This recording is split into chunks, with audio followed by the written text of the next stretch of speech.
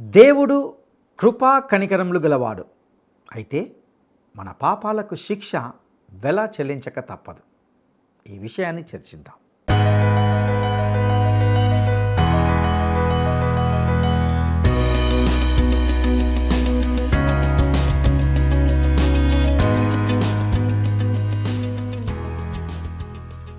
క్రీస్తునందు ప్రియమైన ప్రేమధార టీవీ వీక్షకులందరికీ మన రక్షకుడును ప్రభువైన యేసు క్రీస్తు ఘనమైన నామంలో శుభములు తెలియజేస్తున్నాం. నేటి మన ధ్యాన భాగంగా మొదటి దినవృత్తాంతములు 21వ అధ్యాయము 13 నుండి 22వ అధ్యాయము 11 వరకు ధ్యానించుకోబోతున్నాం. ఈ గ్రంథము దావీదు ప్రజలను లెక్కించడంలో చేసిన పాపాన్ని మరియు తదుపరి ప్రాయశ్చిత్తం గురించి వివరిస్తుంది. దావీదు దేవుని తీర్పు జనుల మీదకి వచ్చినప్పుడు దేవునితో పాపం చేసి చెడుతనము జరిగించిన వాడను నేనే కదా, గొర్రెల వంటి వారకు వీరేమి చేశారు అని చెప్పి, యెహోవా నీ చెయ్యి నీ జనుల మీద నుండకుండా నా మీదను నా తండ్రి ఇంటి వారి మీదను ఉండనిమ్మని దేవునితో మనవి చేయడాన్ని చూస్తాం. ఇందులో దేవాలయం యొక్క భవిష్యత్తు స్థానానికి సంబంధించిన సూచన ఉంది. బలిపీఠాన్ని నిర్మించమని దావీదుకు ఇచ్చిన ఆదేశం దేవునితో సంధికి సంబంధించిన ఆశీర్వాద సంకేతాన్ని సూచిస్తుంది. మరియు ఈ బలిపీఠం వద్ద దావీదు సమర్పించిన అర్పణల ఆమోద యోగ్యతను దేవుడు అంగీకరిస్తాడు. దేవాలయం కోసము దావీదు యొక్క సన్నాహాలను 22వ అధ్యాయంలో చూస్తాం. దావీదు భౌతికంగా దేవాలయాన్ని నిర్మించడానికి ఉద్దేశించబడినప్పటికీ అతని ఉత్సాహం అతని జీవిత కాలంలో సమగ్రమైన సన్నాహాలు చేయడానికి దారితీసింది. దావీదు తన కుమారుడైన సొలొమోనుకు మందిర నిర్మాణానికి సంబంధించి ఇచ్చిన సూచనలను ఈ భాగంలో గమనిస్తాం. సొలొమోను రాజ్యాన్ని స్థాపించడానికి దేవుడు వాగ్దానం చేశాడని దావీదు నొక్కి చెప్పాడు. దేవుని నుండి వచ్చిన ఈ దయగల హామీలు దావీదును ఎంతగానో ప్రోత్సహించాయి. ఇక ఆ వివరాలను నేటి ఈ సందేశంలో వినడానికి మనం సిద్ధపడదామా? శ్రోతలు, ఇప్పుడు మనం మొదటి దిన వృత్తాంతములు 21 అధ్యాయంలో పాఠం కొనసాగించుకుందాము. వినండి. యెహోవా ఇశ్రాయేలీయుల మీదికి తెగులు పంపగా ఇశ్రాయేలీయులలో 70,000 మంది చచ్చారు. యెరూషలేమును నాశనం చేయడానికి దేవుడు ఒక దూతను పంపాడు. దూత పట్టణాన్ని నాశనం చేయబోతూ ఉంటే యెహోవా అది చూచి ఆ చేటు విషయమై సంతాపముంది నాశనము చేసే దూతతో అన్నాడు, చాలు చాలు, ఇప్పుడు నీ చెయ్యి ఆపు. ఆ దూత యెబూసీయుడైన ఒర్నాను కళ్ళము వద్ద నిలిచాడు. దావీదు కన్నులెత్తి చూడగా భూమి ఆకాశముల మధ్య నిలుస్తూ వరదూసిన కత్తి చేత పట్టుకొని దానిని యెరూషలేము మీద చాపిన యెహోవా దూత కనిపించాడు. అప్పుడు దావీదు పెద్దలు గోనెపట్టలు కప్పుకొన్నవారై సాష్టాంగపడగా దావీదు అన్నాడు, జనులను ఎంచుమని ఆజ్ఞ ఇచ్చిన వాడను నేనే గదా, పాపము చేసి చెడుతనము జరిగించిన వాడను నేనే కదా, గొర్రెల వంటి వారైన వీరు ఏమి చేశారు? నా దేవుడవైన యెహోవా, బాధపెట్టే నీ చెయ్యి నీ జనుల మీద ఉండకుండా నా మీద నా తండ్రి ఇంటి వారి మీద ఉండనివ్వు. దావీదు ప్రవక్త అయిన గాదు ద్వారా యెహోవా వాక్కు విన్నాడు. యెబూసీయుడైన ఒర్నాను కళ్ళమునందు యెహోవాకు బలిపీఠం కట్టించడానికి దావీదు అక్కడికి వెళ్ళాడు. అప్పుడు ఒర్నాను గోధుమలు నూరుస్తున్నాడు. అతడు వెనక్కు తిరిగి దూతను చూచాడు. అతడు అతనితో ఉన్న 4 కుమారులు దాక్కున్నారు. ఒర్నాను దావీదును చూచి కళ్ళములో నుండి వెలుపలికి వచ్చి తల నేలమట్టుకు వంచి దావీదుకు నమస్కారం చేశాడు. దావీదు ఒర్నాను అడిగాడు, ఈ తెగులు జనులను విడిచిపోయేటందుకు ఈ కళ్ళపు ప్రదేశమందు నేను యెహోవాకు ఒక బలిపీఠం కట్టించడానికి దానిని నాకు తగిన క్రయానికి ఇవ్వు. ఒర్నాను అన్నాడు, రాజైన నా ఏలినవాడు దానిని తీసుకొని తన దృష్టికి అనుకూలమైనట్లు చేయునుగాక. ఇదిగో, దహన బలులకు ఎద్దులు, కట్టెలకై నురిపిడి సామగ్రి, నైవేద్యానికి గోధుమ పిండి, ఇదంతా నేనిస్తాను. రాజైన దావీదు ఒర్నానుతో అన్నాడు, అలా కాదు, నేను నీ సొత్తును ఊరికే తీసుకొని యెహోవాకు దహన బలులను అర్పించను. న్యాయమైన క్రయధనమిచ్చి దానిని తీసుకుంటాను. అప్పుడు దావీదు ఆ భూమికి 600 తులాల బంగారాన్ని అతనికిచ్చాడు. దావీదు యెహోవాకు అక్కడ ఒక బలిపీఠం నిర్మించి దహన బలులను సమాధాన బలులను అర్పించి యెహోవాకు మొర్రపెట్టగా ఆయన ఆకాశములో నుండి దహన బలిపీఠము మీదికి అగ్ని వలన అతనికి ప్రత్యుత్తరమిచ్చాడు. యెహోవా దూతకు ఆజ్ఞాపించగా అతడు తన కత్తిని మరల వరలో ఉంచాడు.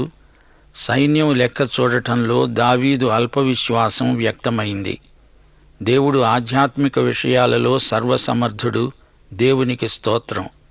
అయితే అనుదిన జీవితంలోని చిల్లర సమస్యల్లో దేవుణ్ణి నమ్మకపోవటం అల్పవిశ్వాసం. మనము దావీదు లాంటి వారమే. రక్షణ కోసం యేసును విశ్వసించాము. దైనందిన సమస్యల్లో అడపాదడపా విశ్వాసం సడలిపోవటం జరుగుతుంది. శ్రోతలు వింటున్నారా?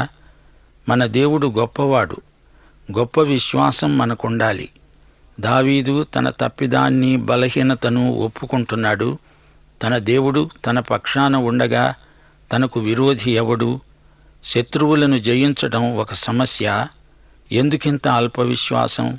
దేవుని చేతిలో పడతాను, అది నాకు శ్రేయస్కరం అంటున్నాడు దావీదు. అతనికి తన దేవుడు ఎంత గొప్పవాడో తెలుసు. కీర్తన 103, 10, 11 వచనాలు. మన పాపాలను బట్టి ఆయన మనకు ప్రతీకారము చేయలేదు. మన దోషములను బట్టి మనకు ప్రతిఫలం ఇవ్వలేదు. భూమి కంటే ఆకాశము ఎంత ఉన్నతముగా ఉన్నదో ఆయన యందు భయభక్తులు గలవారి ఎడల ఆయన కృప అంత అధికముగా ఉన్నది.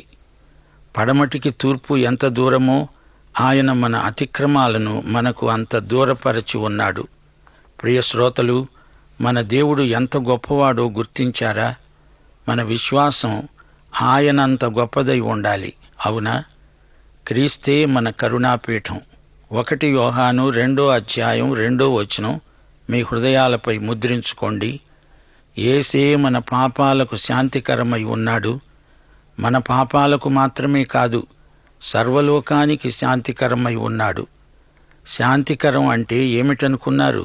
అదే కరుణాపీఠం. ఆయనలో కృపాబాహుళ్యం ఉంది. పాపాన్ని ఒప్పుకో, ఆయన కృపను స్వీకరించు. కరుణాపీఠము వద్ద క్షమాపణను స్వతంత్రించుకోవాలి. దేవుడు దీర్ఘశాంతము గలవాడు కాబట్టే మనమింకా ఇలా సురక్షితంగా ఉన్నాము. ఆయన అనుగ్రహైశ్వర్యాన్ని తృణీకరించకూడదు. పాపులు తక్షణమే పశ్చాత్తప్తులు కావాలి. తండ్రి తన బిడ్డలను చూచి జాలిపడినట్లు ఆయన మన పట్ల ఎంతో జాలి చూపుతున్నాడు. కీర్తన 136, 1 వచనం. యెహోవా దయాళుడు. ఆయనకు కృతజ్ఞతాస్తుతులు సమర్పించండి.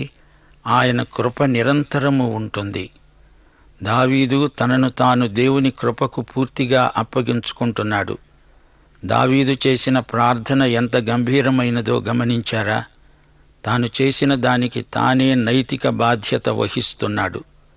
దావీదు బత్షెబాతో చేసిన పాపం తరువాత ఊరియా హత్య.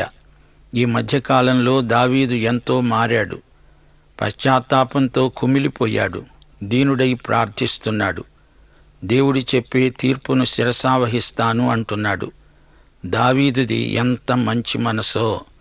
అదిగో అర్నాను కళ్ళం, దానినే మోరియా కొండ అంటారు. దేవుడే ఆ స్థలాన్ని నిర్ణయించి దావీదుకు చూపించాడు. అనగా దేవుడు చూపించిన స్థలాన్నే దావీదు ఏర్పరచుకున్నాడు. దావీదు దేవుని హృదయానుసారమైన మనిషి. ఓర్నాను ఆ సమయంలో ధాన్యం తూర్పారపడుతున్నాడు. మంచి గాలి వీస్తున్నది. తాలుగింజలు ఎగిరిపోతాయి, గట్టి గింజలు నిలుస్తాయి. అది మోరియా కొండ. అక్కడే అబ్రహాము ఇస్సాకును దేవునికి బలి ఇవ్వడానికి సిద్ధమయ్యాడు. దానికి అవతలి వైపు కొసలో గొల్గొతా కొండ. అక్కడే దేవుడు తన కుమారుడైన యేసుక్రీస్తును మన కోసమై బలిగా అర్పించాడు. అది కపాల స్థలం. ఆ ప్రక్కనే యెరూషలేము గోడ. అది చాలా ఎత్తైనది. దేవుని గొర్రెపిల్ల బలి అయిపోయిన ఈ స్థలం అదే అర్నోను కళ్ళం. దాన్ని దావీదు వెల చెల్లించి కొన్నాడు. ఓర్నాను దాతృత్వం ఎంతైనా మెచ్చుకోదగింది, అంతా ఇచ్చేస్తా, తీసుకోవలసిందని దావీదును ప్రాధేయపడి అడుగుతున్నాడు. తనకు ఉచితంగా లభించింది తాను దేవునికి కానుకగా ఇవ్వకూడదు అంటున్నాడు దావీదు. ఇది గొప్ప సాక్ష్యం. ఆ కళ్ళాన్ని దావీదు వెల చెల్లించి కొన్నాడు. దావీదు అక్కడే దేవునికి బలి అర్పించాడు. ఆకాశము నుండి అగ్ని వచ్చి ఆ బలిని దహించింది. వెంటనే దేవుని తీర్పు ఆగిపోయింది. దూత ఖడ్గం వరలో పెట్టేశాడు. దావీదు బలిపీఠం నిర్మించిన చోటనే దేవాలయం నిర్మించబడబోతోంది. అక్కడ దావీదు దహన బలి అర్పించాడు. దహన బలి యేసు యొక్క వ్యక్తిత్వాన్ని చూపుతుంది. తరువాత దావీదు సమాధాన బలి అర్పించాడు. యేసే మనకు సమాధానమై ఉన్నాడు. శిలువ రక్తముతో యేసు మనలను దేవునితో సమాధానపరిచాడు. కరుణాపీఠముపై యేసు తన స్వంత రక్తాన్ని ప్రోక్షించాడు. యేసు మన ప్రధాన యాజకుడు. ఆయన పరలోకానికి ఆరోహణమైపోయి తండ్రి కుడిపార్శ్వాన నిలిచి ఉన్నాడు. ముందుగా తన కోసం నిన్నెన్నుకున్నాడు, జగతికి రూపు లేనప్పుడు.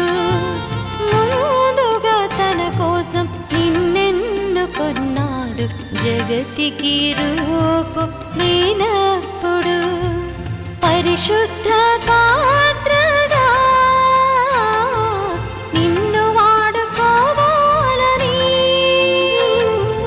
పరిశుద్ధ పాత్రగా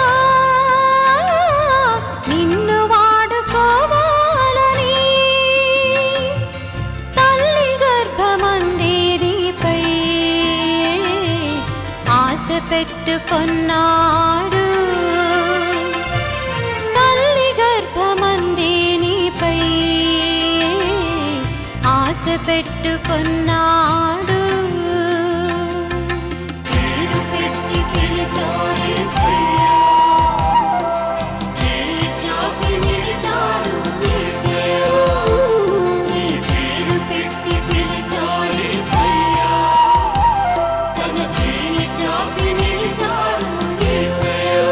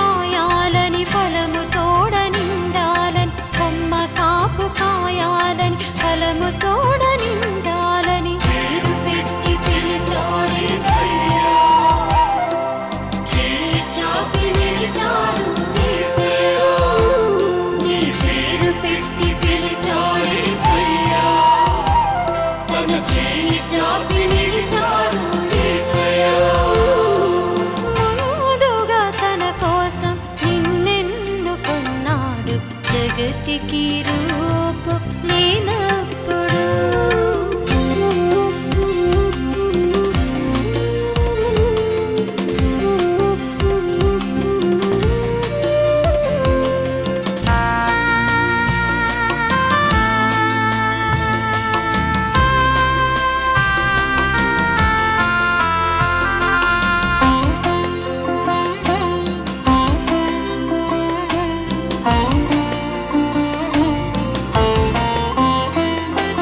పర్వతాలు తొలగినా, ఇరులు తత్తరిల్లినా, నిత్యమైన నిబంధన నీ తోడు చేశాడు.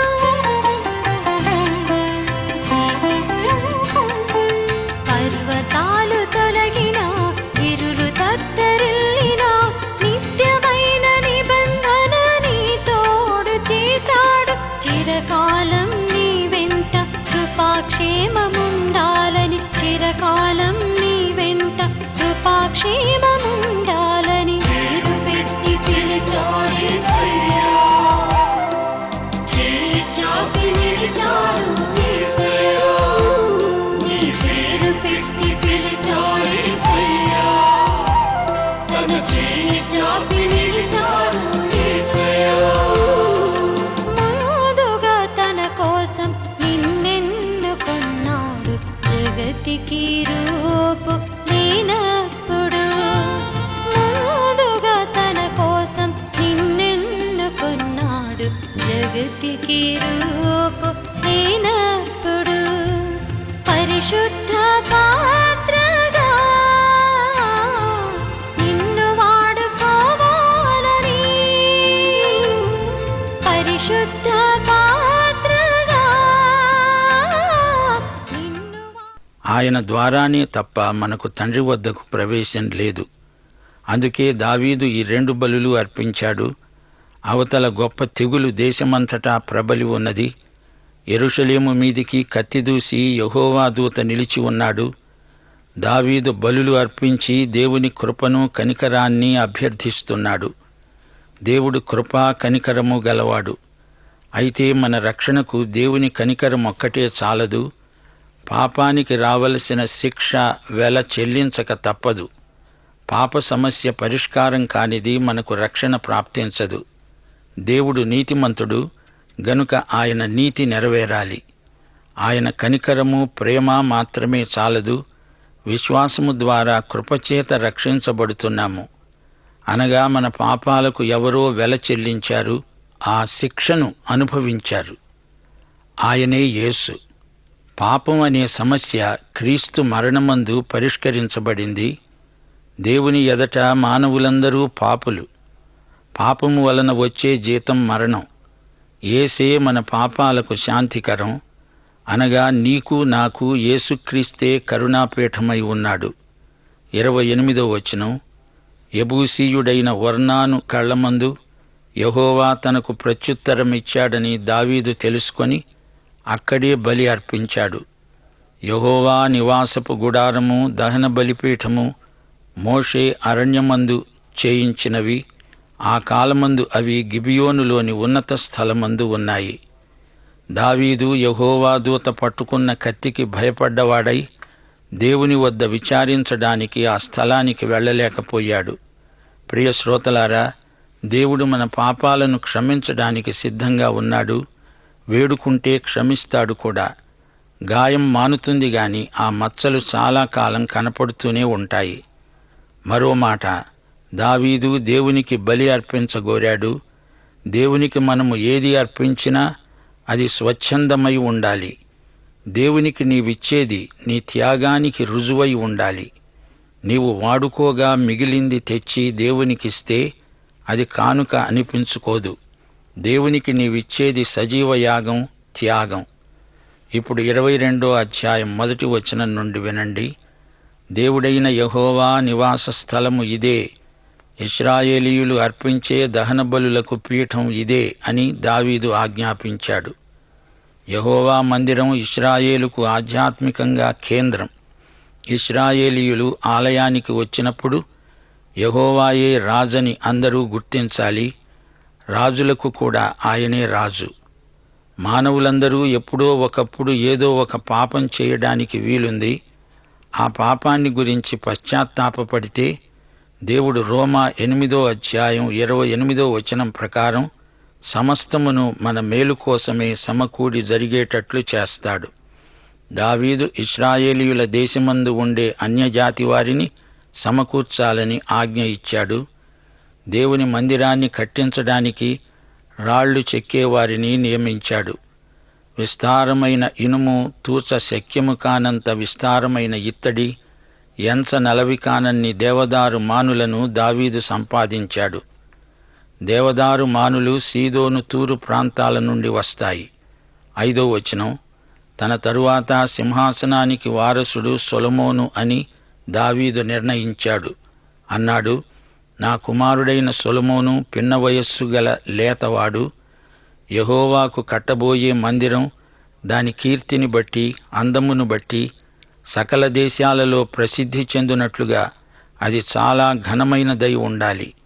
దానికి కావలసిన సాధన రాశిని సిద్ధపరుస్తాను. దావీదు తన మరణానికి ముందే విస్తారముగా వస్తువులను సమకూర్చి ఉంచాడు. దావీదు తన కుమారుడైన సొలొమోనును పిలిపించి ఆజ్ఞాపించాడు, నా కుమారుడా, ఇశ్రాయేలీయుల దేవుడైన యెహోవాకు నీవు మందిరం కట్టాలి. నేనే కట్టిద్దామని నా హృదయంలో నిశ్చయం చేసుకొని ఉండగా యెహోవా వాక్కు నేను విన్నాను. నీవు విస్తారముగా రక్తము ఒలికించి గొప్ప యుద్ధాలు జరిగించిన వాడవు. నీవు నా నామమునకు మందిరం కట్టించకూడదు. నా సన్నిధిలో నీవు విస్తారముగా రక్తము నేలమీదికి ఓడ్చావు. నీకు పుట్టబోయే ఒక కుమారుడు సమాధానకర్తగా ఉంటాడు.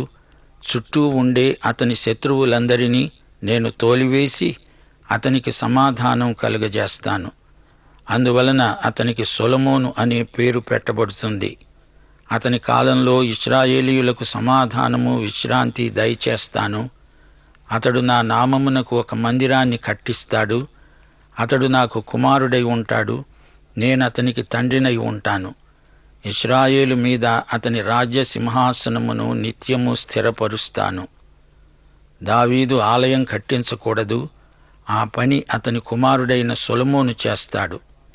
దావీదు యెహోవా వాక్కును శిరసావహించాడు. దేవాలయం కట్టించే ఘనత సొలొమోనుకు చెందుతుంది అని దావీదు అసూయపడలేదు. పైగా కావలసిన సరంజామా అంతా సమకూర్చి పెట్టాడు. అలాగే మనము కూడా రాబోయే తరానికి కావలసినదంతా మన పిల్లలకు సమకూర్చి పెట్టాలి. సాధన సంపత్తిని వారి కోసం సిద్ధం చేయాలి. మన పిల్లలకు మనమిచ్చే పిత్రార్జితం ఇదే. ఎలా ప్రార్థించాలి, దేవుని వాక్యం ఎలా చదవాలి, ఏది మేలు ఏది కీడు, సంఘ సహవాసం యొక్క ప్రాముఖ్యత, ఇవన్నీ రాబోయే తరానికి మనమే నేర్పాలి. 22వ అధ్యాయం నుండి దేవాలయ నిర్మాణ వృత్తాంతం మనకు అందించబడింది. ఆధ్యాత్మిక కార్యక్రమానికి ప్రథమ స్థానం ఇయ్యబడింది. ఒకసారి యేసు ప్రభు అన్నాడు, బీదలు ఎల్లప్పుడూ మీతో ఉంటారు, కాని నేనుండను. ఇంతకు దేవాలయానికి ఉన్న విశిష్టత ఏమిటి? దేవాలయం దేవుడు, విశ్వాసి కలుసుకునే స్థలం. దేవుని సంఘమే దేవుని ఆలయం. ఏ దేశంలో కానీ ఏ జాతిలోనే కానీ ఏమి జరిగినా అది దేవుని సంఘములోని ప్రార్థనలను బట్టి, విజ్ఞాపనలను బట్టి, తీర్మానాలను బట్టి జరుగుతున్నది. దేవుని కేంద్రం రాజభవనం కాదు, దేవాలయం. దావీదు రాజకీయాలు కాదు, దేవాలయ నిర్మాణం దేవుని దృష్టిలో ప్రాముఖ్యమైనది. దేవాలయ నిర్మాణానికి కావలసిన సామగ్రి అంతా తూరు, సీదోను నుండి వచ్చింది. సొలొమోను దేవాలయం నిర్మించినప్పటికీ నిర్మాణ భావన దావీదుదే. దేవుడు యుద్ధాన్ని, రక్తపాతాన్ని సహించడు. దేవుడు సమాధానకర్త. దావీదు యుద్ధాలు చేసినందున అతనికి దేవాలయం కట్టడానికి దేవుడు సెలవియ్యలేదు. సొలొమోను కాలంలో శాంతి నెలకొన్నది, కాని అది తాత్కాలికమే. మత్తయి శుభవార్త 11వ అధ్యాయం 28వ వచనంలో ప్రభువు పిలుపు విన్నారా? ప్రయాసపడి భారం మోసుకుంటున్న సమస్త ప్రజలారా, నా వద్దకు రండి, నేను మీకు విశ్రాంతి కలిగిస్తాను. సంపూర్ణ శాంతి, విశ్రాంతి క్రీస్తునందే లభిస్తుంది. అందుకే యేసు ప్రభు ప్రకటన 3:20 పిలుపు ఇస్తున్నాడు. ఇదిగో నేను తలుపునొద్ద నిలుచుండి తట్టుతున్నాను. ఎవడైనా నా స్వరం విని తలుపు తీస్తే నేను అతని వద్దకు వచ్చి అతనితో నేను, నాతో అతడు కలిసి భోజనం చేస్తాము. దావీదు సొలొమోనును ప్రోత్సహిస్తున్నాడు. ఎందుకనగా తన తరువాత సింహాసనానికి సొలొమోనే దేవుడు ఏర్పాటు చేసిన వారసుడు. ప్రియశ్రోతలు, గమనించారా? దేవాలయం కట్టాలని ఆశ ఉన్నా దేవుడు ఆమోదించలేదు. అది దేవుని నిర్ణయం. దావీదు దానికి తల ఒగ్గాడు. ఇప్పుడు మనము 1 దినవృత్తాంతములు 22:10 వరకు వచ్చాము. దేవుడు మిమ్మును సమృద్ధిగా దీవించునుగాక. ప్రభు అయిన యేసుక్రీస్తు వారి దివ్యకృప, తండ్రి అయిన దేవుని పరమ ప్రేమ, పరిశుద్ధాత్మ యొక్క అన్యోన్య సహవాసము, సమాధానము మనకందరికీ సదాకాలము తోడై ఉండునుగాక. ఆమేన్.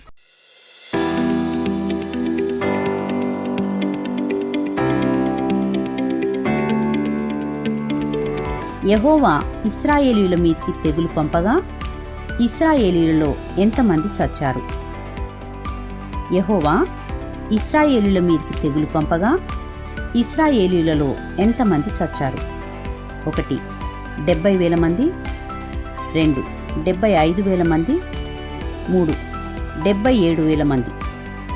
ఈ ప్రశ్నకు సరైన జవాబును ఈ వాట్సాప్ నంబర్కు పంపండి. ప్రియులారా, ఇంతవరకు మనము దావీదు యొక్క తప్పిదానికి తగిన ప్రాయశ్చిత్తమును గూర్చి మరియు మందిర నిర్మాణానికి సంబంధించి దేవుడిచ్చిన హామీలను గూర్చి వింటూ వచ్చాం.